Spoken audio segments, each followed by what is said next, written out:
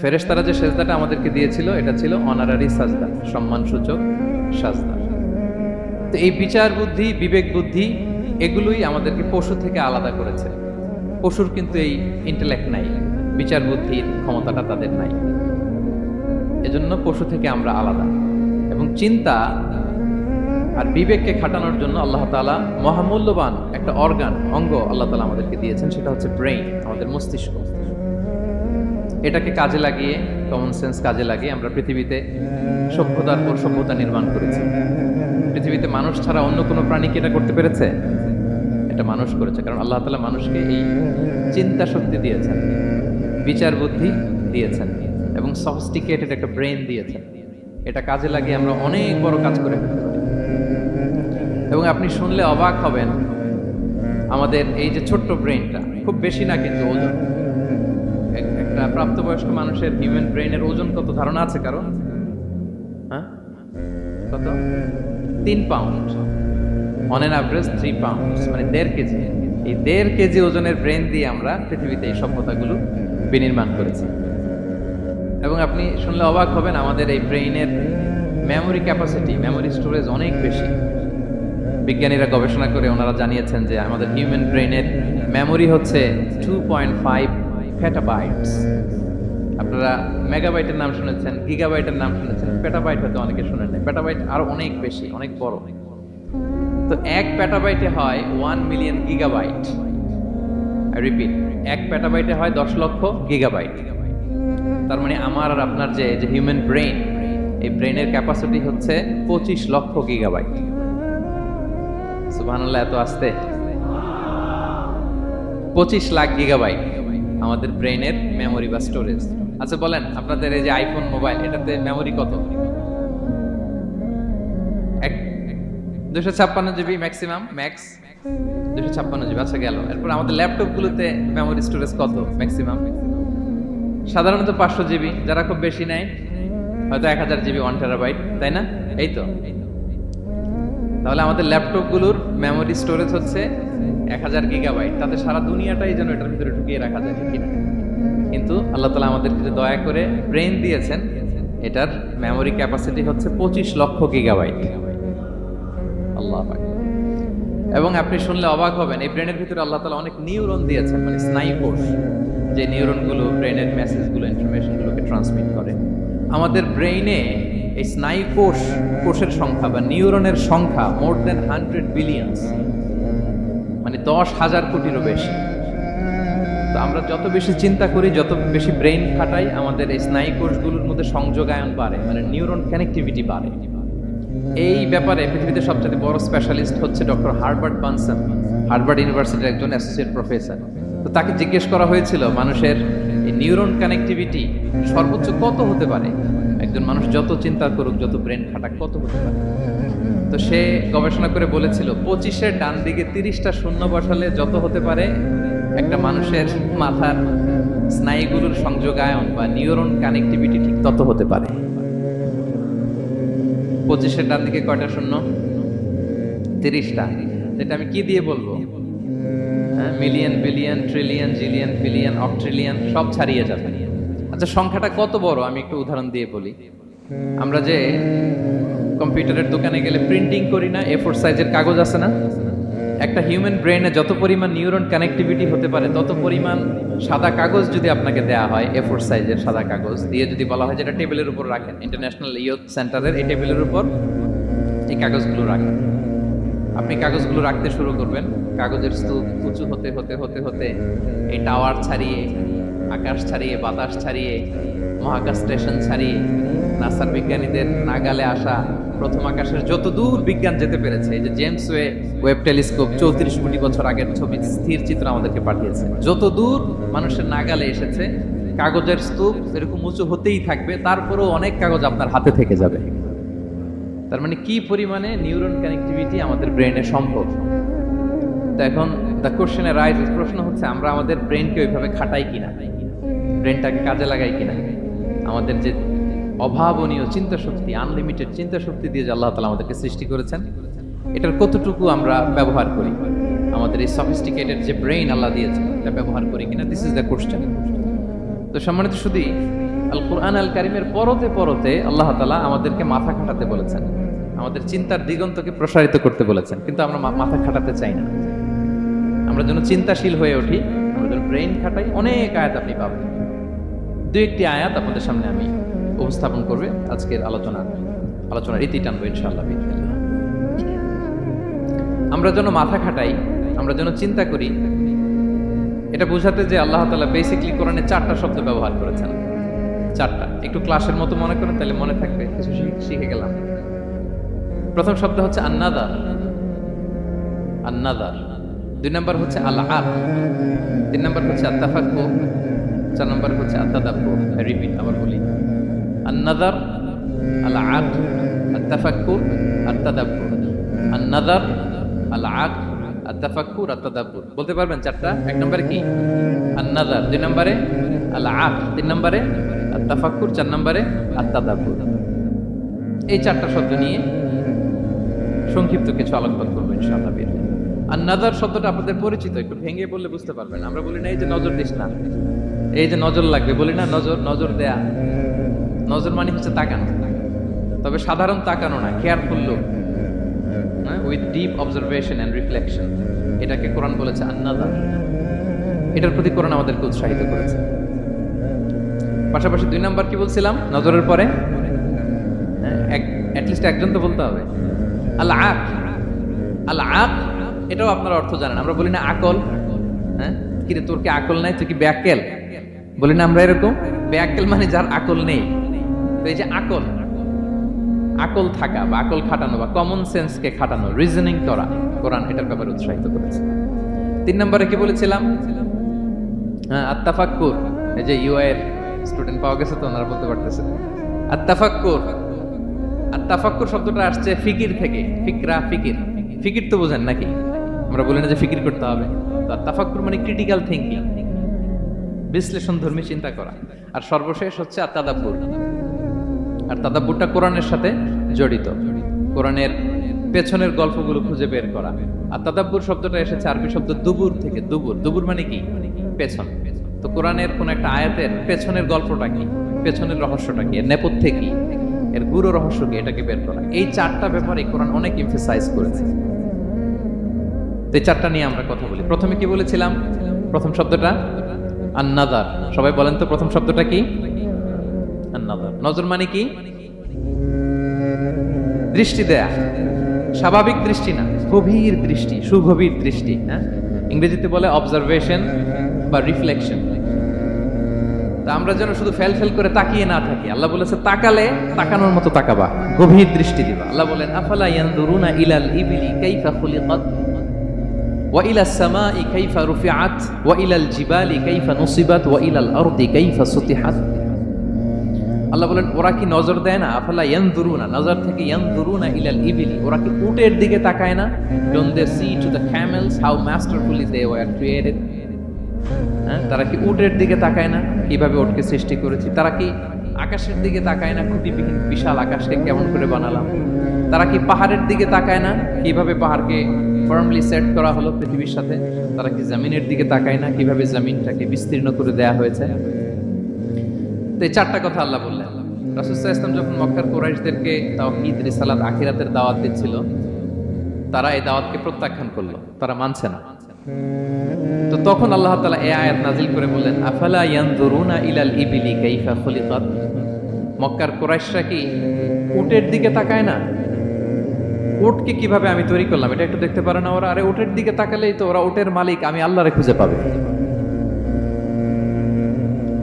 কারণ কুরাইশরা ছিল কোরআনের প্রাইমারি অডিয়েন্স, যদিও কোরআন সবার জন্য এসেছে। আল্লাহ বললেন আফালা ইয়ানজুরুনা ইলাল ইবলি কাইফা খুলিকাত। ওরা কি উটের দিকে তাকায় না? উট দেখার জন্য তো ওদের চিড়িয়াখানায় যাওয়া লাগবে না, অথবা মক্কার কুরাইশদের চায়নাতেও যাওয়া লাগবে না, কারণ উট তো ওদের গৃহপালিত প্রাণী, ঠিক কি না? ঘরে ঘরে আরব দেশে উট আছে না নাই? আছে। তো উটের দিকে তাকায় না। সম্মানিত সুধী, উটের কথা আল্লাহ কেন বললেন? কুরাইশদেরকে উটের কথা বললেন এজন্য, উট হচ্ছে এমন আজীব একটা প্রাণী যেটা প্রাণী বিজ্ঞানীদেরকে হয়রান করে দিয়েছে। আল্লাহু আকবার, আপনি অবাক হবেন উটের যে ফিচার আল্লাহ তাআলা দিয়েছেন। মক্কার লোকেরা উটের গোশত খাইতো, উটের দুধ খাইতো, উটের চামড়া দিয়ে দ্য ফাইনেস্ট লেদার, দামি লেদার তারা বানাতো। ওটের উপর মাল নিয়ে বোঝাই করে মরুভূমি এক প্রান্ত থেকে আরেক প্রান্তে পাড়ি দিত, নিজেরা ওটের উপর রাইডিং করত। এবং ওট হচ্ছে এমন প্রাণী যেটা একসাথে 1 মাস না খেয়ে বেঁচে থাকতে পারে।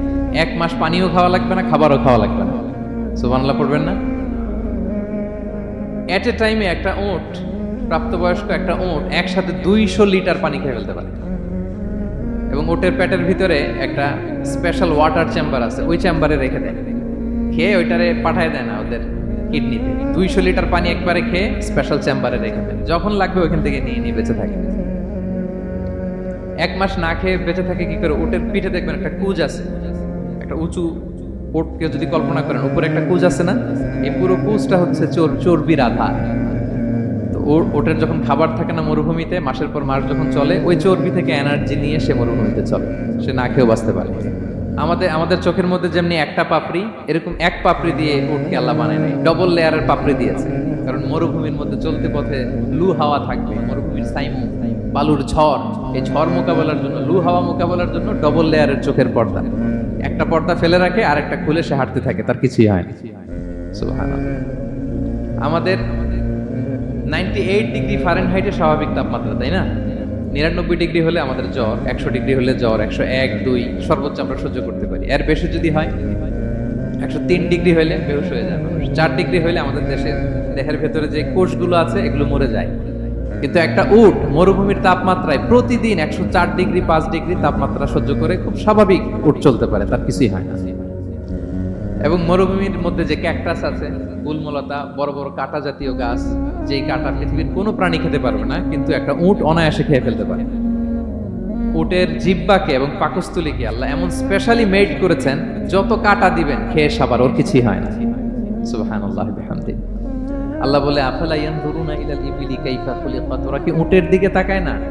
আরে উটকে নিয়ে গবেষণা করলেই তো উটের মালিককে খুঁজে পায় তারা। এরপর বললেন, ওয়া ইলাস সামাই কাইফা রুফিআত, ওরা কি আকাশের দিকে তাকায় না? কিভাবে খুঁটি ছাড়া আকাশকে আমি বানিয়েছি। আপনারা যখন বিমানে চড়েন তখন কি শুধু ভিডিও করতে থাকেন নাকি? মেঘের ভিডিও, আকাশের ভিডিও, তখন তাকাবেন আকাশের দিকে। সুবহানাল্লাহ, কিভাবে আল্লাহ আকাশকে তৈরি করেছেন। ওয়ালাকাদ যায়্যানা সামাআদ দুনিয়া বিজিনাতিল কাওয়াকিব, আল্লাহ বলেন এই প্রথম আকাশটাকে আমি তারা দিয়ে সুশোভিত করেছি, বিশাল বিশাল তারা।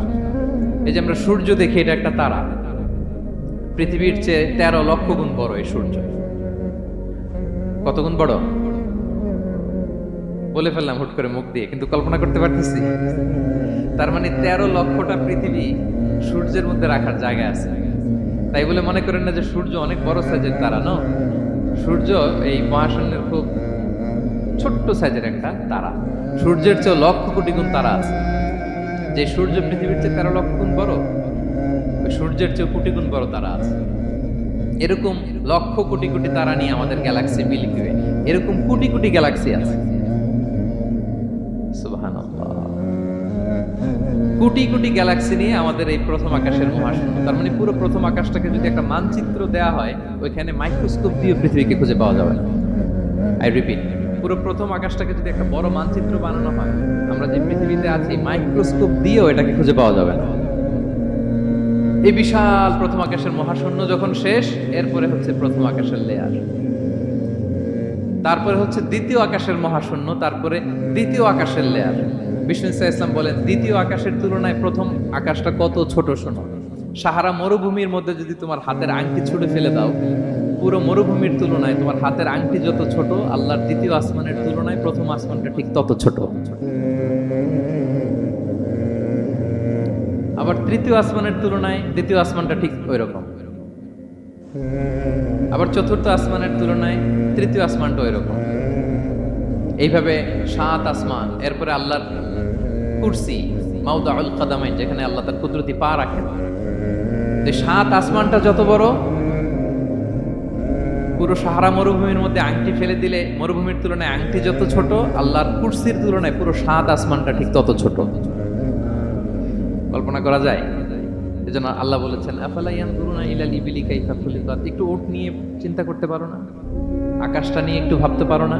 ওয়া ইলাল জিবালি কাইফা নুসিবাত, একটু পাহাড়ের দিকে তাকিয়ে একটু অবজারভেশন করা যায় না? রিফ্লেকশন, ও মক্কার লোকেরা, পাহাড় দেখার জন্য তো তোমাদের অন্য দেশে যাওয়া লাগবে না, তোমরা তো সারাউন্ডেড বাই মাউন্টেন্স, চারদিকে শুধু পাহাড়, পাহাড় আর পাহাড়। এই পৃথিবীর ভেতরে 7টা টেকটনিক প্লেট আছে। এই 7 tectonic plates creates the mountain range on earth. পৃথিবীর মধ্যে মাউন্টেন এভাবেই হয়েছে। বিগ ব্যাং এর মহাবিস্ফোরণের পরে এই প্লেটগুলো যখন কোলাপস করলো, মাঝখানের জায়গা উঁচু হয়ে গেল, দ্যাট ইজ মাউন্টেন। এটাই মাউন্টেন। আমেরিকার আলাস্কা একটা জায়গা আছে, পৃথিবীর সবচেয়ে বড় মাউন্টেন রেঞ্জ। এটা লম্বায় প্রায় 2000 কিলোমিটার লম্বা একটা পাহাড়। ইউরোপের সবচেয়ে বড় পাহাড় হচ্ছে আল্পস পর্বতমালা, ওটা লম্বায় 1200 কিলোমিটার। কল্পনা করতে পারেন, একটা পাহাড় 1200 কিলোমিটার লম্বা। আর সবচেয়ে উঁচু যে পর্বত শৃঙ্গ মাউন্ট এভারেস্ট 29,035 ফিট। আর মিটার দিয়ে চিন্তা করলে 8,850 মিটার। আল্লাহ এই পাহাড়কে কোরআনে বলেছেন পেরেকের সাথে তুলনা দিয়েছেন। আল্লাহ তাআলা বলেছেন ওয়াজআলনাল জিবালা আওতাদা, আমি এই পাহাড়গুলোকে আল্পস পর্বতমালা, আলাস্কা পর্বতমালা, মাউন্ট এভারেস্ট এগুলোকে পেরেকের মতো বানিয়েছি। কিসের মতো? আচ্ছা, যদি আমার কথা বুঝে থাকেন তাহলে উত্তর দেন। আমরা পেরেক যখন কাঠের মধ্যে ঢুকি তখন পুরো পেরেকটা কাঠের ভিতরে ঢুকে যায় না? উপরে দেখা যায় কতটুকু? হাতুড়ি দিয়ে একটা পেরেক যখন আমি একটা কাঠের ভিতরে ঢুকে দিলাম, এরপরে কি পুরা পেরেকটা দেখা যায়? আর কতটুকু দেখা যায়? সামান্য মাথাটা। তো পুরা পেরেক গেল কই? ভিতরে। তা আল্লাহ পাহাড়গুলোকে পেরেকের সাথে তুলনা করেছেন। তার মানে পাহাড় যতটুকু আপনি দেখেন এটা পাহাড়ের মাথা, এর পুরো অংশটা মাটির ভিতরে। 29,035 ফিট মাউন্ট এভারেস্ট যেটা, এটার কমপক্ষে 10 গুণ এটা মাটির ভিতরে আছে। আলাস্কা পর্বতমালা বাইরে যদ্দূর 10 গুণ ভেতরে, আল্পস পর্বতমালা বাইরে যদ্দূর 10 গুণ ভেতরে, তুর পাহাড় বাইরে যদ্দূর 10 গুণ তার ভেতরে। আল্লাহু আকবার। এজন্য আল্লাহ বলেন ওয়াইলাল জিবালি কাইফা নুসিবাত, ওরা কি পাহাড়ের দিকে তাকায় না কিভাবে এই পাহাড়গুলোকে আমি তৈরি করেছি। আল্লাহ যখন এই পৃথিবী সৃষ্টি করলেন, পৃথিবীর মধ্যে ভাইব্রেশন হচ্ছিল, কাঁপছিল পৃথিবী। আল্লাহ পৃথিবীর কাঁপাকাঁপি বন্ধ করার জন্য এই পেরেকের মতো পাহাড়গুলোকে পৃথিবীতে ঠুকে দিলেন, কাঁপাকাঁপি বন্ধ হয়ে গেল। এই দৃশ্য দেখে ফেরেশতারা বলে ইয়া রাব হাল মিন খালকিকা আশাদ্দু আলাল জিবাল। আল্লাহ, পাহাড়ের এত শক্তি, পৃথিবী কাঁপতেছিল, পাহাড় আপনি ঠুকে দিলেন, পৃথিবীর কাঁপাকাঁপি বন্ধ হয়ে গেল। আপনার সৃষ্টির মধ্যে পাহাড়ের চেয়ে শক্তিশালী কিছু আছে? আল্লাহ বললেন আছে। সেটা কি? আল হাদিদ। আল্লাহ বললেন সেটা লোহা, কারণ লোহা দিয়ে পাহাড় কাটা যায়, ঠিক কিনা? লোহার কথা শুনে ফেরেশতারা অবাক, লোহা পাহাড়ের চেয়ে শক্তিশালী? ফেরেশতারা প্রশ্ন করলো ইয়া রাব্বি হাল মিন খালকিকা আশাদ্দু মিনাল হাদিদ, তাহলে আপনার সৃষ্টির মধ্যে লোহার চেয়ে শক্তিশালী কিছু আছে? আল্লাহ বললেন আছে। কি সেটা? আন্নার, আগুন। কারণ আগুন লোহাকে কি করে? গলিয়ে ফেলে। ফেরেশতারা শুধু অবাকই হচ্ছে। ফেরেশতারা বলে আগুনের চেয়ে শক্তিশালী কিছু আছে? আল্লাহ বলে আছে আল মা, পানি। কারণ আগুনে দাউ দাউ করে জ্বলে ওঠা আগুনের মধ্যে পানি দিলে আগুন অস্তিত্ব হারায়। ফেরেশতারা শুধু অবাকই হচ্ছে। তারা বলে তাহলে পানির চেয়ে শক্তিশালী কিছু আছে? আল্লাহ বলেন আছে রিহ, বাতাস। কারণ বাতাস পানিকে একদিক থেকে আরেক দিকে নিয়ে যায়। জলের মধ্যে বায়ুর উচ্ছ্বাস লাগলে জলোচ্ছ্বাস তৈরি হয়, ঠিক কিনা? ফেরেশতারা আবার অবাক হয়ে বলে তাহলে বাতাসের চেয়ে শক্তিশালী কিছু আছে? আল্লাহ বললেন আছে। সেটা কি? বলতেছে বনি আদম। ওই মানুষ শক্তিশালী যে গোপনে দান করে, এত গোপনে যে ডান হাত কি দান করলো, বা হাত সেটা টের পায় না। পড়েন সুবহানাল্লাহ। লম্বা হাদিস বলার বা বোঝানোর মূল উদ্দেশ্য হচ্ছে আল্লাহ পাহাড়কে সৃষ্টি করেছেন ওয়া ইলাল জিবালি কাইফা নুসিবাত। পাহাড়কে আল্লাহ তাআলা জমিনের মধ্যে এভাবে সেট করেছেন। আল্লাহ বলে ওরা কি একটু পাহাড়ের দিকে তাকায় না, আকাশের দিকে তাকায় না? ওরা কি একটা উটের দিকে তাকায় না? ওয়া ইলাল আরদি কাইফা সুতিহাত, ওরা কি জমিনের দিকে তাকায় না? জমিনকে কিভাবে আমি বিস্তৃত করেছি। আমরা তো কত চমৎকার মাটি দেখি, তাই না? বীজ রোপণ করে দিলে কি উর্বর জমি, হ্যাঁ, ঘাস লতা পাতা ফলমূল হয়। আসলে পুরো পৃথিবীটাই কি এরকম নরম? না, অনেক স্তর আছে। এই ভূপৃষ্ঠের নিচে আপনি পাবেন পাললিক শিলার স্তর, রূপান্তরিত শিলার স্তর, আগ্নেয়গিরির শিলার স্তর। তার মানে পৃথিবীর ভেতরে দাউ দাউ করে আগুন জ্বলছে, এবং আগ্নেয়গিরির জ্বালামুখ ভেঙে যখন এই অগ্নুৎপাতের লাভা বের হয় তখন বোঝা যায় পৃথিবীর ভেতরে কেমন আগুন পাওয়া যায়, ঠিক কিনা? তাহলে প্রথম শব্দটা আমি কি বলেছিলাম? আন্নাদার। মনে আছে তো না? প্রথম শব্দটা কি? আল্লাহ বলে তারা কি নজর করে দেখে না কিভাবে আকাশ বানালাম, উট সৃষ্টি করলাম, কিভাবে জমিন বানালাম, কিভাবে পাহাড় বানালাম। তাহলে এই যে নজর বা অবজারভেশন, রিফ্লেকশন, এটার প্রতি আল্লাহ তাআলা আমাদেরকে উৎসাহিত করেছে। প্রথম পয়েন্ট ক্লিয়ার। মোট পয়েন্ট আলোচনা করব 4টা, বলেন তো কয়টা? একটা ক্লিয়ার। 2 নাম্বার কি ছিল দেখি, কার মনে আছে কিনা? আল আকল, রাইট, কমন সেন্স, রিজনিং। আমরা যেন আমাদের কমন সেন্স খাটাই, কোরআনের পরতে পরতে আল্লাহ তাআলা আমাদেরকে উৎসাহিত করেছেন। এবং ইন্টারেস্টিংলি জাহান্নামীরা যখন জাহান্নামে যাবে তারা কি বলবে জানেন? সূরা মুলকে তারা বলবে ওয়াকালু লাউ কুননা নাসমাউ আও নাআকিলু মা কুননা ফি আসহাবিস সাঈর।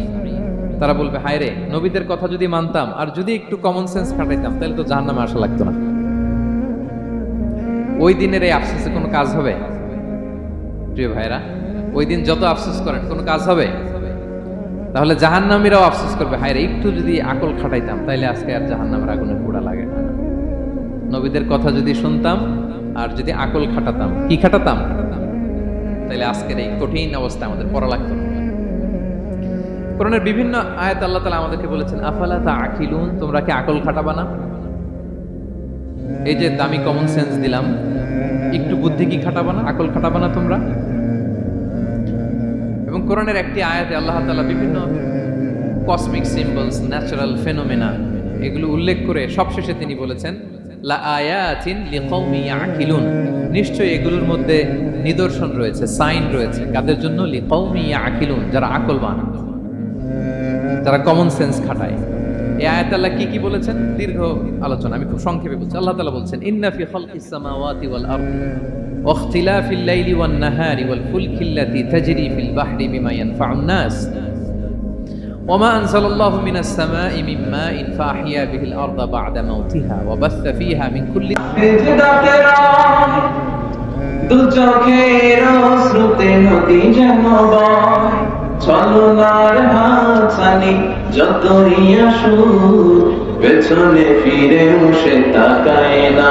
যাদের হৃদয়ে আছে আল্লাহর ভয়, তারা কবু পথ ভুলে যায় না। আল্লাহর প্রেম ছাড়া এই দুনিয়া কারো কাছে কোনো কিছু চায় না, কারো কাছে কোনো কিছু চায় না, ঠিক না? যুবকদেরকে তো এরকম হওয়া দরকার, রাতের বেলা তাহাজ্জুদ পড়ে জায়নামাজে সে তাহাজ্জুদে কান্নার ঝড় তুলবে, আল্লাহর কাছে চাইবে, আর তার হৃদয়ে কারো ভয় থাকবে না, শুধু ভয় থাকবে কার?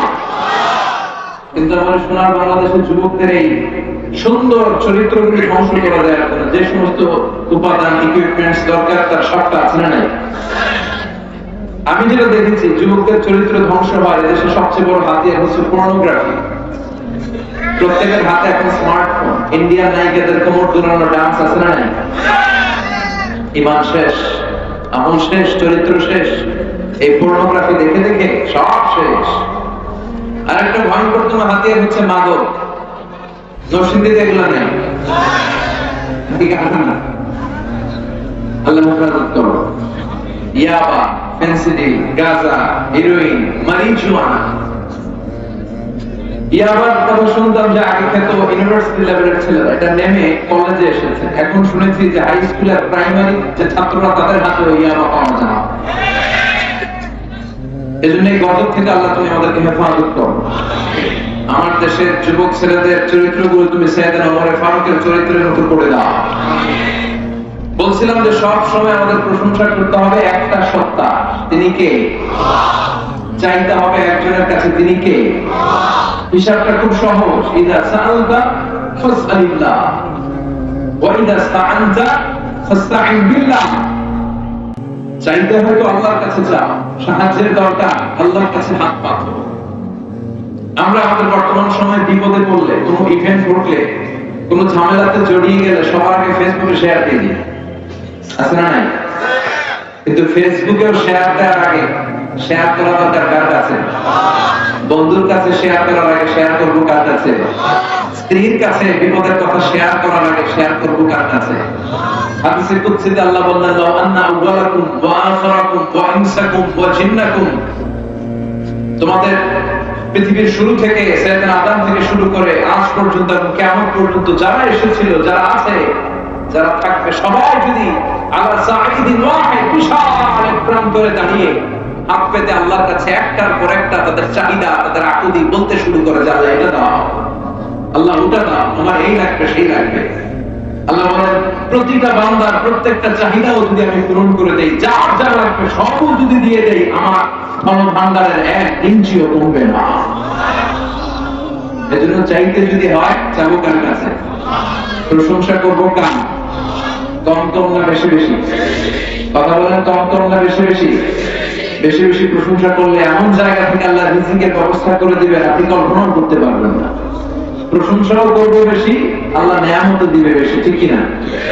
বিশ্বনবী মুহাম্মদ রাসূলুল্লাহ সাল্লাল্লাহু আলাইহি ওয়াসাল্লাম মসজিদে নববীতে সালাতে লিড দিচ্ছেন, মানে ইমামতি করছেন। আল্লাহু আকবার বলে সালাত শুরু করলেন, রুকুতে গেলেন, রুকু থেকে উঠে পড়লেন সামি আল্লাহু লিমান হামিদা, ফিসফিস করে সাহাবারা বলল রব্বানা ওয়া লাকাল হামদ। এক সাহাবী বাড়িয়ে আরো 4টা তাসবিহ পড়ল, হামদান কাসীরান তাইয়িবান মুবারাকান ফি। আমার সাথে সাথে সবাই পড়েন, হামদান কাসীরান তাইয়িবান মুবারাকান ফি। সবাই পড়েন না, আওয়াজ করে, হামদান কাসীরান তাইয়িবান মুবারাকান ফি। আওয়াজ করেন, হামদান। এই ফিসফিসে আমাদের 4টা তাসবিহ শব্দ বিষ্ণুনবীর কর্ণকুহরে চলে আসে। সালাত শেষে বিষ্ণুনবীর অভ্যাস ছিল আল্লাহু আকবার বলে সাহাবাদের দিকে মুখ ফিরিয়ে বসতেন, 3 বার ইস্তিগফার করতেন, আজকারুস সাবাহ ওয়াল মাসা এগুলো করতেন।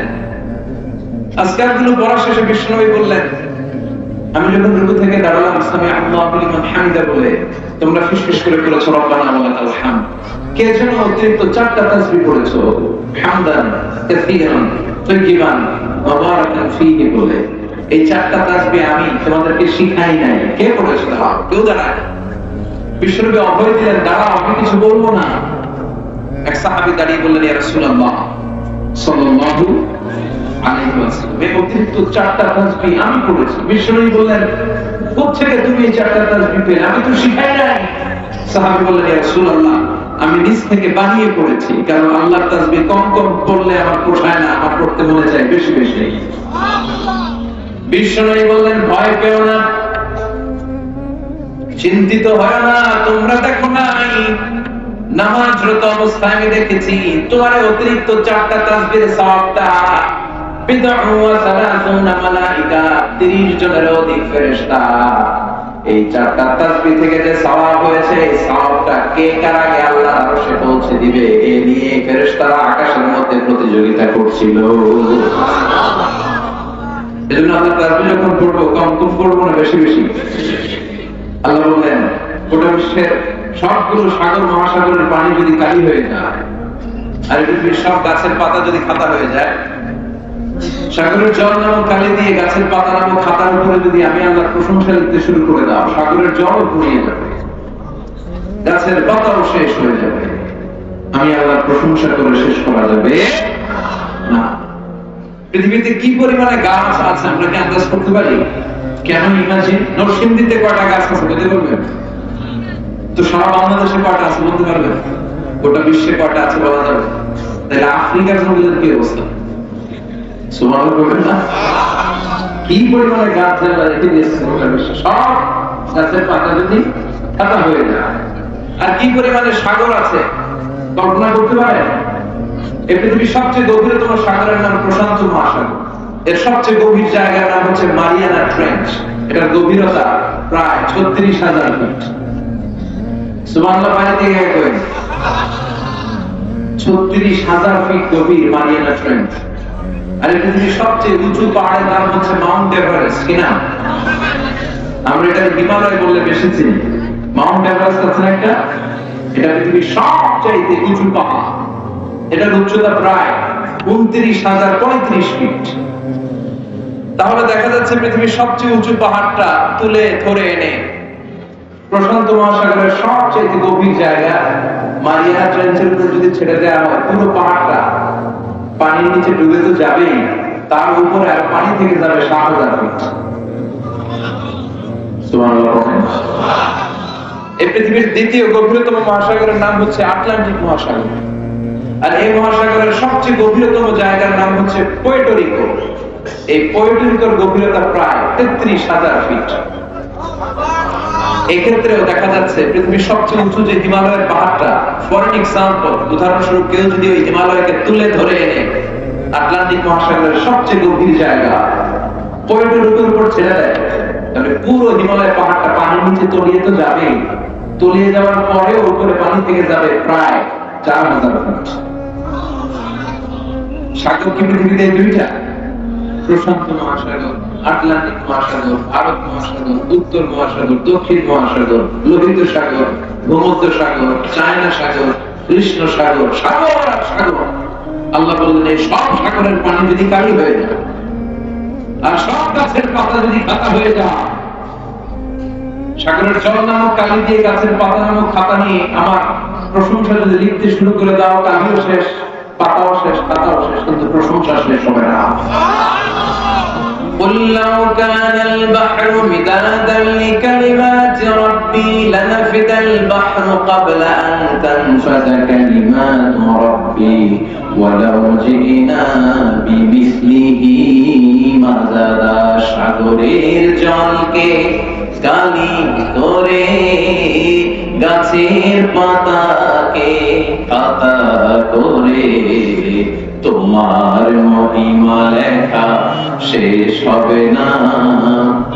যদিও লিখি প্রভু জীবন ভরে, সাগরের জলকে কালি করে।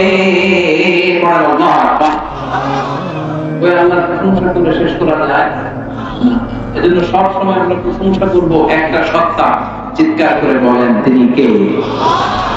তিনি হচ্ছেন আমাদের আল্লাহ। আসুন সে আল্লাহর নামে তিনটা তাকবীর দেই। ওয়ারাব্বাকা ফাকাব্বির, glorify the name of your Lord.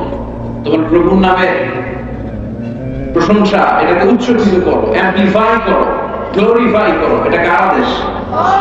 আসুন আমরা কয়েক মিনিট কোরআন থেকে কথা শুনবো, তার আগে আল্লাহর নামে তিনটা তাকবীর দিয়ে আমরা সরাসরি মহাবিশ্বের মহাগ্রন্থ আল কোরআন আল কারীম থেকে নিজেদেরকে এনলাইট করার চেষ্টা করি, আলোকিত করার চেষ্টা করি। আমি লিল্লাহি তাকবীর করলে অনেক মানুষ হয়েছে আজকে। আসুন আল্লাহর নামে প্রশংসা, গ্লোরিফিকেশন সবাই মিলে করি। আমি লিল্লাহি তাকবীর করলে আপনারা করবেন আল্লাহু আকবার। আসুন ভাগাভাগি করে দেই। প্রথম তাকবীর দিবেন যারা বিবাহিত আছেন তারা। রাগ করতেছেন? কষ্ট পাচ্ছেন? দ্বিতীয় তাকবীর পড়বেন যারা অবিবাহিত এসেছেন তারা। তৃতীয় তাকবীর আজকে সবাই মিলে দিবেন ইনশাআল্লাহ। পড়েন। বিবাহিত কারা কারা এসেছেন দেখি। আপনাদের দলে আমিও আছি ইনশাআল্লাহ। মাশাআল্লাহ, তাবারাকাল্লাহ। হাত নামান। অবিবাহিত কারা কারা এসেছে দেখি। কপালে এখনো কেউ জুটে নাই। অনেক দুঃখ তাদের, অনেক দুঃখ। আল্লাহ দুঃখ দূর করে দেয়। হাত নামান। তো শুরুতে বিবাহিতরা আল্লাহর নামে তাকবীর পড়েন, দ্বিতীয় পর্যায়ে অবিবাহিতরা পড়েন, তৃতীয় পর্যায়ে সবাই মিলে তাকবীর পড়ে আমরা সরাসরি কোরআন থেকে কথা শুরু করি। শুরুতে আমার বিবাহিত ভাইরা আপনারা রেডি হয়ে যান। আমি পড়বো লিল্লাহি তাকবীর, আপনারা পড়বেন আল্লাহু আকবার। একটু দেখবো যে কাদের গলা জোর বেশি। বিবাহিতরা খুব জোরছে তাকবীর পড়তে পারে নাকি অবিবাহিতরা? আপনি দেখে যাই যে আমি একটা স্টেডিয়াম ময়দানে কাদের পারফরম্যান্স কেমন হয়ে যায়। বিবাহিতরা শুরুতে, অবিবাহিতরা কিন্তু এখন দিও না, দিলে কিন্তু ওনারা জিতে যাবে। বিবাহিত ভাইরা রেডি? দেন লিল্লাহি তাকবীর। মাশাআল্লাহ, সুবহানাল্লাহ। অনেক আওয়াজ, ইমানি জজবা নিয়ে দিয়েছে তো এর জন্য এত আওয়াজ। আচ্ছা, এবার অবিবাহিতদের পালা। অবিবাহিত যারা, তোমরা কি রেডি? বলে তাকবীর দেওয়ার আগে একেবারে অবিবাহিতরা সবাই রেডি?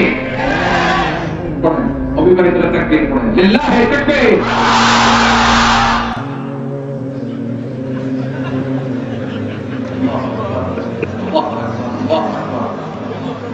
এবার সবাই মিলে তিনটা তাকবীর পড়বো, সবাই মিলে তিনটা, যাতে জামিয়ার ময়দান কেঁপে কেঁপে ওঠে আল্লাহর নামে। বলা যাবে মুসলমান? লিল্লাহি তাকবীর, লিল্লাহি তাকবীর, লিল্লাহি তাকবীর। আল্লাহ তাকবীরগুলোকে তুমি কবুল করো। এই তাকবীরের যে সওয়াব হবে এগুলোকে তুমি মিজানের পাল্লায় উহুদ পাহাড়ের সমান ভারী করো। এই তাকবীরকে আমাদের নাজাতের ওসিলা বানাও। জামিয়া কাসিমিয়া কামিল মাদ্রাসা, মহিলা কামিল মাদ্রাসা, কুরআন পড়া, গাবতলী নরসিংদীর উদ্যোগে আজকে 3 দিন ব্যাপী এই ওয়াজ ও দোয়ার মাহফিলের আজকে সমাপনী রজনী। আজকের এই প্রোগ্রামের সভাপতি হচ্ছেন শেখ সৈয়দ কামাল উদ্দিন আব্দুল্লাহ জাফরি। নাম বললেই সবাই চিনে, পরিচয় দেওয়ার আগে না। চমৎকার আলোচনা করেন হুজুর। আমরা যখন ছোট হুজুরের আলোচনা শুনে বড় হয়েছে আমি তো ভয় পাচ্ছিলাম যে হুজুর উঠে না কেন। আমি শুধু বলতেছি হুজুর উঠে না কেন, হুজুর উঠলে না বয়ান শুরু করতে পারবো, কষ্ট তো তোমাকে পারবো না।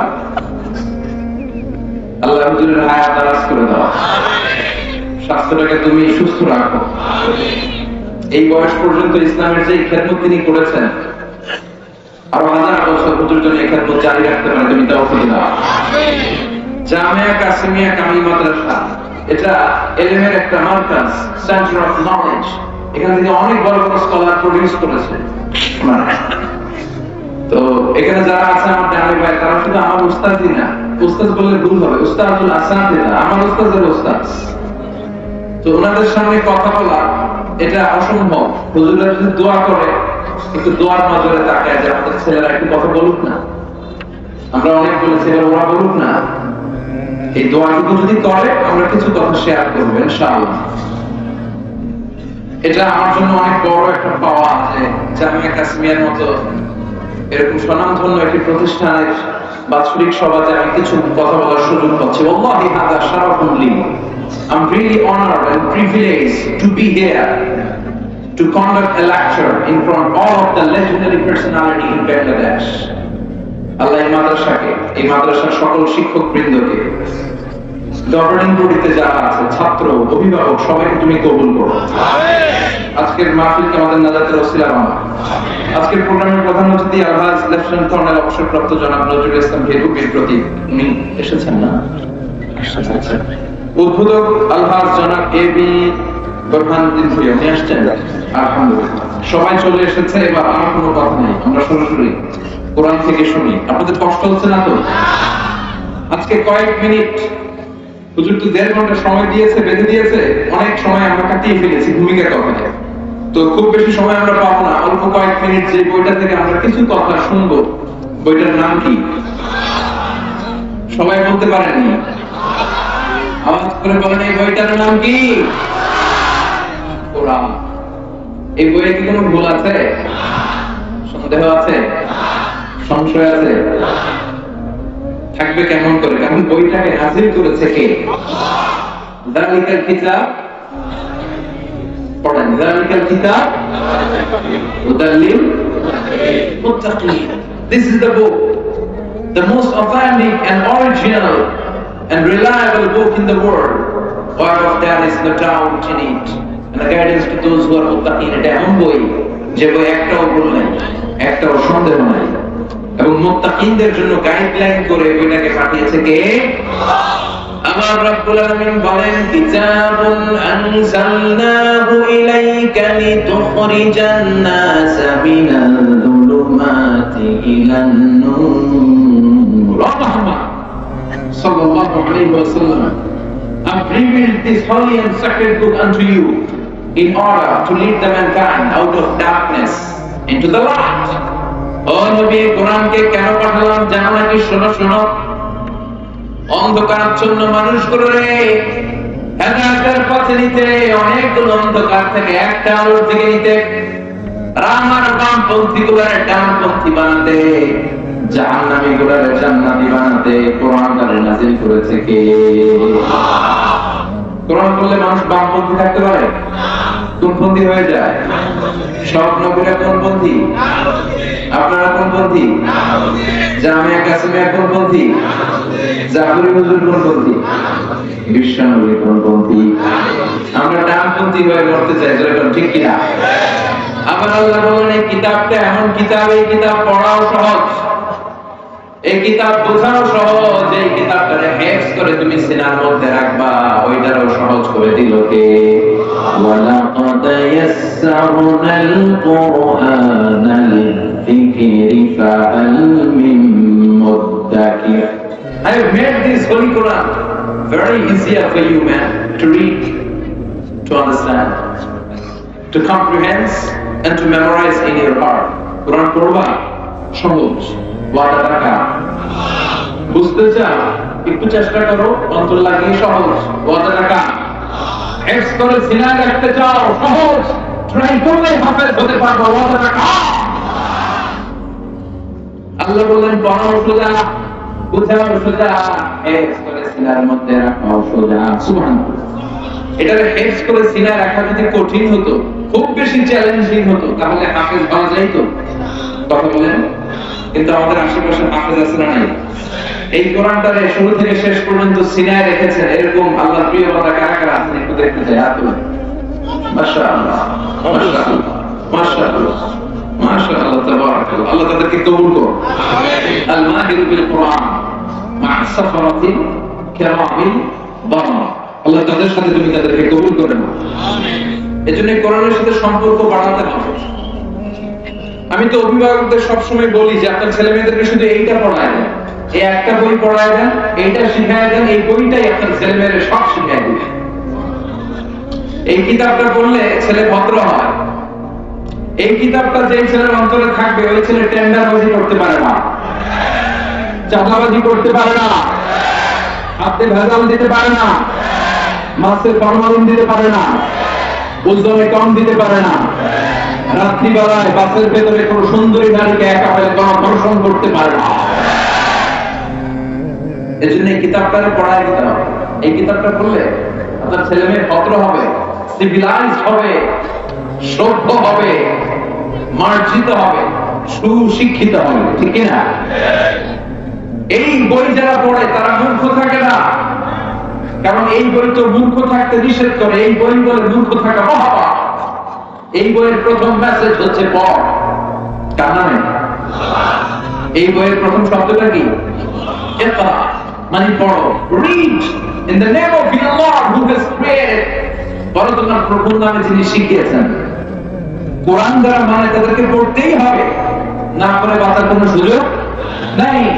আপনার মন ভালো আছে পড়েন, আপনার মন খারাপ তখন পড়েন। আপনি সুস্থ পড়েন, আপনি অসুস্থ পড়েন, আপনি মুকিম পড়েন, আপনি মুসাফির পড়েন, আপনি দেশে আপনি পড়েন, আপনি প্রবাসে আপনি পড়েন, আপনি ঘরে কি করবেন? পড়বেন। আপনি নৌকায় চলে যাচ্ছেন কি করবেন? বিমানে ফ্লাই করছেন কি করবেন? আপনি মরতেছেন তখন করবেন। পড়তে পড়তে মরেন। আমি মরার সময় পড়ার দরকার আছে না? মরার সময় পড়তে হবে লা ইলাহা মুহাম্মাদুর। তার মানে এটা এমন ধর্ম, মরার সময় জান নাই, মরার সময় পড়তে হয়। চিৎকার করে বলেন ঠিক কিনা? এজন্য এই কোরআন বলল আমার প্রথম মেসেজ হচ্ছে পড়ো। পড়লেই সব জানতে পারবা। কোরআনের প্রথম বাণী পড়ো, আল হাদিসে নবীর কথা পড়ো। আল কোরআনের প্রথম বাণী পড়ো, আল হাদিসে নবীর কথা পড়ো। পড়ে পড়ে শেখো, শিখে শিখে তুমি তোমার নিজের জীবন গড়ো। সুবহানাল্লাহ। পড়ে পড়ে নিজের জীবন গড়তে হবে, এটা কোরআনের মেসেজ। আল্লাহ তুমি বুঝার তৌফিক দান করো, সহি সমঝ দান করো। আর জোরে বলেন আমিন। আমিন। আমার খুতবার শুরুতে সূরাতুল ইনসান থেকে একটি আয়াত তেলাওয়াত করেছি। আসুন এই সূরাটির আলোকে কয়েক মিনিট আমরা কিছু কথা শুনি, কোরআন থেকে আলোকিত হওয়ার চেষ্টা করি।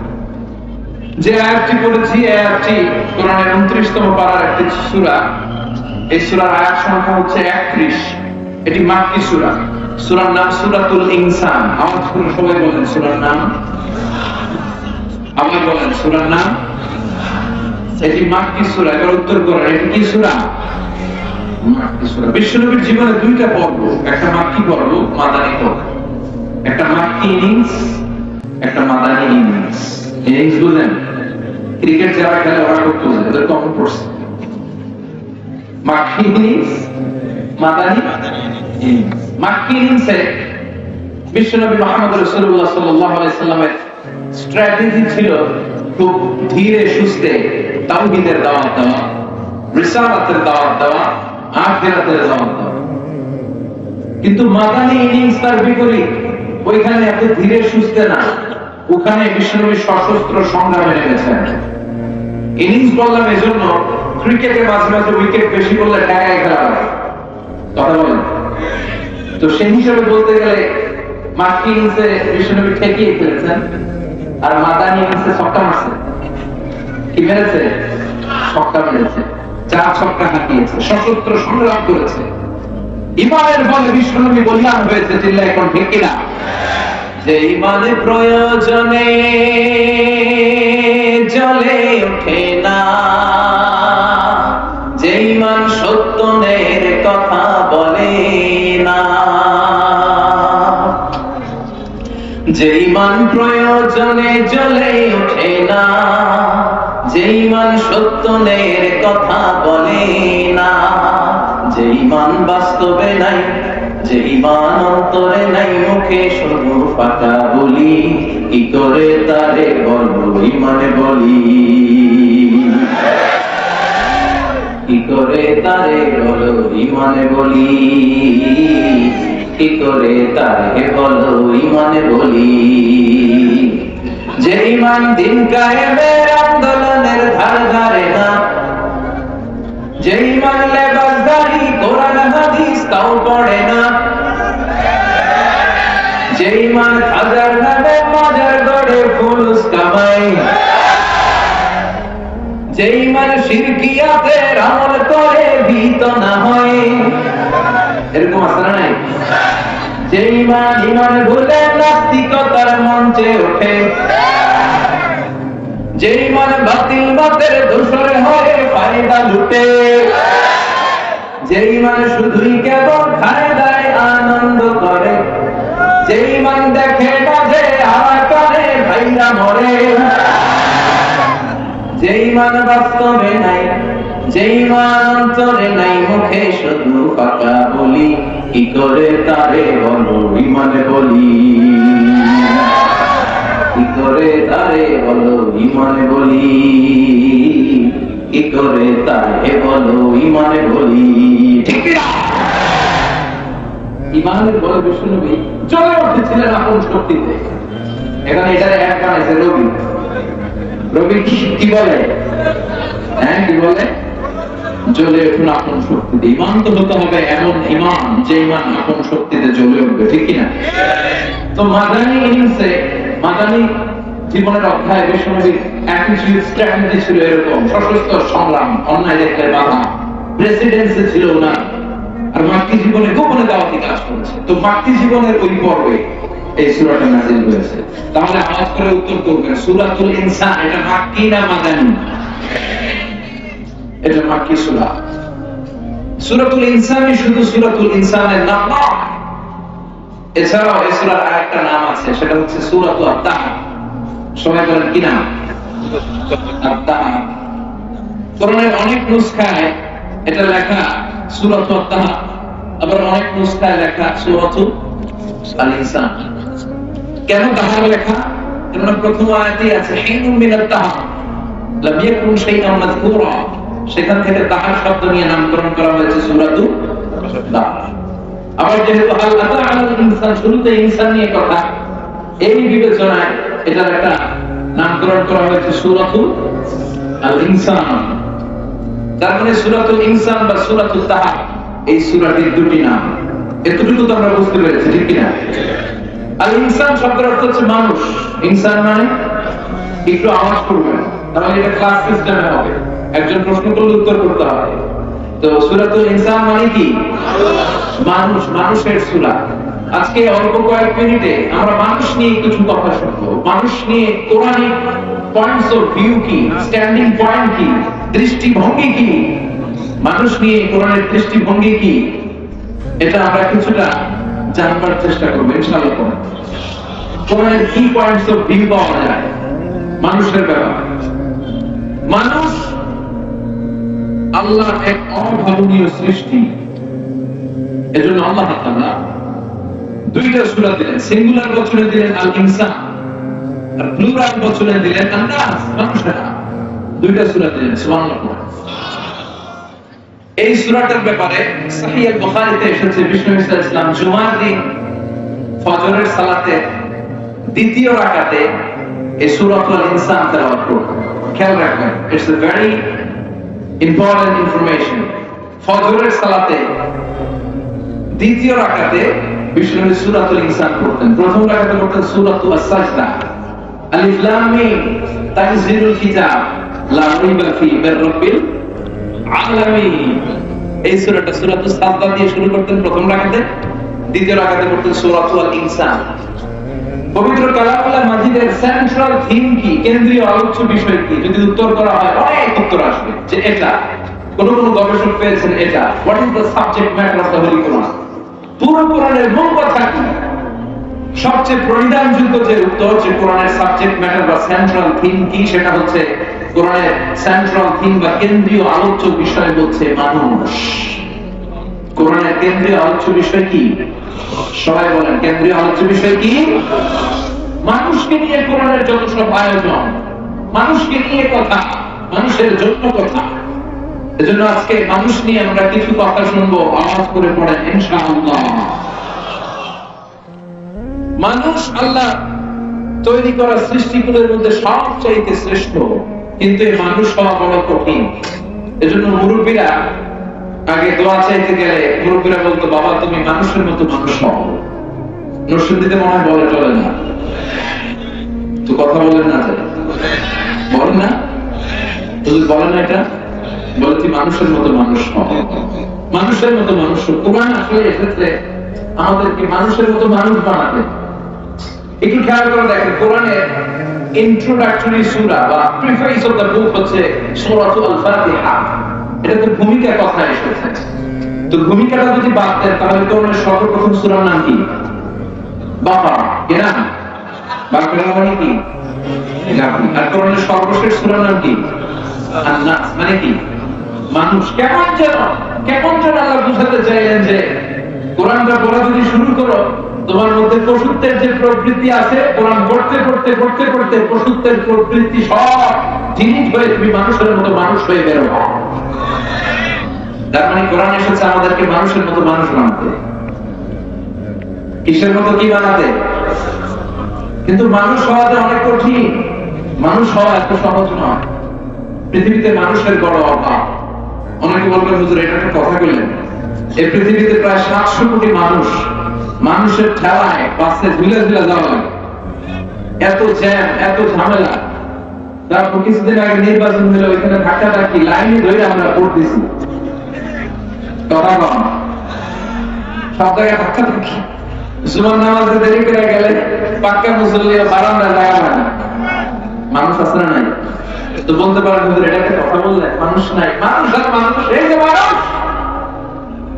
আসলে কথাটা ঠিক না। এই পৃথিবীতে এই 700 কোটির যে হিসেব আপনি আমাকে বোঝাতে চাচ্ছেন, এগুলো মানুষ না, এগুলো জনসংখ্যা। আমার একটা হিসেব আছে, বুঝেন? এগুলো জনসংখ্যা। এজন্য বলা হয় বাড়ছে জনসংখ্যা, কমছে মানুষ। বাড়ছে কি কমছে কি? আওয়াজ করে বলেন, বাড়ছে কি কমছে কি? দাদা কি সব মানুষ না? মানুষ সব কঠিন। এজন্য কোরআন এসেছে আমাদেরকে মানুষের মতো মানুষ বানাতে।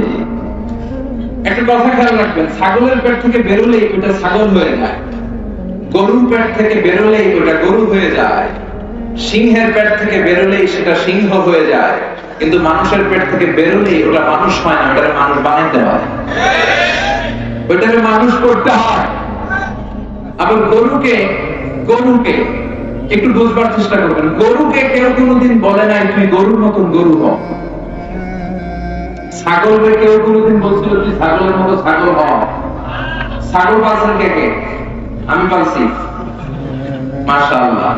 মান নবিয়্যিন ইল্লা রাআল গানাম। পৃথিবীতে এমন কোন নবী নাই যে নবী ছাগল জন্মায়নি, সুবহানাল্লাহ। তো এই যে যারা ছাগল পালছিলেন, কোনদিন ভুল করে কি ছাগলকে বলছিলেন ছাগল তুই ছাগলের মতো ছাগল বলছিলেন? গরুকে কেউ বলে না গরুর মতো গপ্প, ছাগলকে কেউ বলে না ছাগলের মতো ছাগল, মুরগিকে কেউ বলে না মুরগির মতো মুরগি হ, শুধু মানুষকে বলা হয় তুই মানুষের মতো মানুষ হ। তার মানে মানুষের মতো মানুষ হওয়া বড় কঠিন। আসল মানুষ পৃথিবীতে এখন নাই, থাকলেও কম, ঠিক কিনা? এই দুনিয়া এখন তো আর সেই দুনিয়া নাই, মানুষ নামের মানুষ আছে দুনিয়া বোঝাই, সেই মানুষের ভিড়ে আমার আসল মানুষ না, আসল মানুষ নাই। তো আমরা এই কোরআনের আলোকে আসল মানুষ বা মানুষের মতো মানুষ হতে চাই, চাই ইনশাআল্লাহ করবেন না? মানুষের এত মর্যাদা, এত মর্যাদা। মানুষ যদি ভালো হয়, মানুষ যদি শ্রেষ্ঠ হয়, তাহলে সে ফেরেশতাকে ছাড়িয়ে যায়। আর মানুষ যদি নিকৃষ্ট হয়, কথা শুনতেছেন? মানুষ যদি শ্রেষ্ঠ হয়, সে ফেরেশতাকে ছাড়িয়ে যায়। আর মানুষ যদি নিকৃষ্ট হয়, তাহলে সে পশুত্বকে হার মানে। মানুষ ভালো হলে ফেরেশতার চেয়ে ভালো দলিল কি? বিশ্বনবী মুহাম্মদ রাসূলুল্লাহ সাল্লাল্লাহু আলাইহি ওয়াসাল্লাম যখন মেরাজে যাচ্ছেন, সাইয়েদনা জিবরাইল ওনার অ্যাসিস্ট্যান্ট ছিলেন, সঙ্গ দিচ্ছিলেন। তো সঙ্গ দিতে দিতে দিতে দিতে সিদরাতুল মুনতাহা একটা বর্ডার এরিয়া, এইখানে এসে সাইয়েদনা জিবরাইল বলে, ইয়া রাসূলুল্লাহ, এবার তো আপনাকে একা যেতে হবে, আমি তো যেতে পারবো না। কেন? সাইয়েদনা জিবরাইল বললেন, এইটাই আমার লাস্ট বর্ডার, এর উপরে আমি যেতে পারি না। এখানে কান পেতে আমি আল্লাহর আদেশ শুনি, ওই ওহীগুলো নিয়ে আমি লক্ষাধিক নবীর কাছে গেছিলাম, আমি আল্লাহর দেখিনি। সুবহানাল্লাহ। সাইয়েদনা জিবরাইল বললেন, ইয়া রাসূলুল্লাহ, ইয়া হাবিবাল্লাহ, রব্বুল আলামিন আমাকে 600 পাখা দিয়েছে। সহিহ মুসলিমের বর্ণনা, রাআ রাসূলুল্লাহ সাল্লাল্লাহু আলাইহি ওয়াসাল্লাম জিবরিলা ওয়া কুসিতু মিআতি জানা।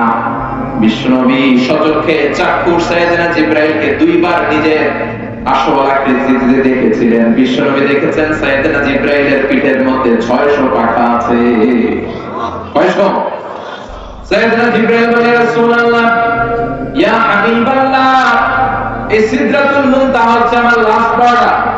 এই বর্ডার থেকে 1 ইঞ্চি উপরে যদি আল্লাহর পারমিশন ছাড়া আমি যেতে চাই, আমার 600 পাখা মুহূর্তের মধ্যে জ্বালিয়ে দিবে কে? আমি যেতে পারবো না। আল্লাহর সাথে মিটিং করার জন্য আপনি এসেছেন, যান উপরে যান, আল্লাহর সাথে মিটিং সেরে নিচে আসেন, এই জায়গায় আমারে পাবেন। এটাই আমার শেষ বর্ডারটা, এর থেকে 1 ইঞ্চি উপরে যাওয়ার অনুমতি আমার নাই। সাইয়েদনা জিবরাইল যেতে পারলেন না, উনি থেমে রইলেন। সাইয়েদনা জিবরাইলের খেলা যেখানে শেষ, বিশ্বনবীর খেলা সেখানে। তাহলে মানুষ যদি শ্রেষ্ঠ হয়, সে শ্রেষ্ঠত্বে ফেরেশতাকে ছাড়িয়ে যায়। এবার মানুষ যদি নিকৃষ্ট হয়, সে পশুত্বকে হার মানে। তার প্রমাণ আপনি দেখবেন, একটা ছাগল আর একটা ছাগলের সাথে ধাক্কাধাক্কি লাগে, কিন্তু একটা ছাগল আর একটা ছাগলকে নৃশংসভাবে হত্যা করছে, এরকম শুনছেন? একটা সিংহ আর একটা সিংহকে মারে, শুনছেন? একটা হাতি আর একটা হাতিকে মেরে ফেলছে, শুনছেন? কিন্তু মানুষ আর একটা মানুষকে নৃশংসভাবে হত্যা করতে দেরি করে না, আছে না নাই? আপনি কখনো শুনবেন না একটা বাঘ আর একটা বাঘকে হত্যা করে 10 টুকরা করেছে, একটা সিংহ আর একটা সিংহকে হত্যা করে 15 টুকরা করেছে, একটা হাতি আর একটা হাতিকে 40 টুকরা করে বস্তাবন্দি করেছে। কোনদিন শুনেছেন? একটা মানুষ আর একটা মানুষকে শুধু নৃশংসভাবে হত্যাই করে না, 15 টুকরা, 20 টুকরা, 30 টুকরা করে বস্তাবন্দি করে ডোবার নালার ভিতরে ফেলে দিয়ে আসে, এরকম টাকা আছে না নাই? তার মানে মানুষ যদি ভালো হয়, সবচেয়ে ভালো। মানুষ যদি খারাপ হয়, সবচেয়ে নিকৃষ্ট, সে পশুত্বকে হার মানে। আল্লাহ বললেন, মানুষ যদি শ্রেষ্ঠ হয়, সে ফেরেশতাকে ছাড়িয়ে যাবে। আল্লাহু আকবার। আর মানুষ যদি নিকৃষ্ট হয়, সে পশুত্বকে হার মানায়, সে তখন পশু থাকে না, পশুর চেয়ে নিচে চলে যায়। উলাইকা কাল আনআম বাল হুম আযাল। ঠিক না? লাহুম কুলুবুন লা ইয়াফকাহুনা বিহা ওয়া লাহুম আ'য়ুনুন লা ইউবসিরুনা বিহা ওয়া লাহুম آذان لا يسمعون بها أولئك كالأنعام بل هم أضل أولئك هم الغافلون আল্লাহ বলে ওদের অন্তর আছে কিন্তু কিছু শুনতে চায় না, হৃদয় করে না। চোখ আছে, চোখ দিয়ে দেখে না। কান আছে, কান দিয়ে সত্য কথা শুনে না। তারা হলো পশুর মতো। পশুর মতো বললে ভুল হয়ে যাবে। বালহুম আদল, পশুর চেয়ে নিকৃষ্ট, পশুর চেয়ে খারাপ। এদের মানুষ যদি ভালো হয় সে সবচেয়ে ভালো, মানুষ যদি খারাপ হয় সে সবচেয়ে খারাপ। এখন কি মানুষ হয়ে ডিসিশন ইজ ইয়ার্স, সিদ্ধান্ত আপনার।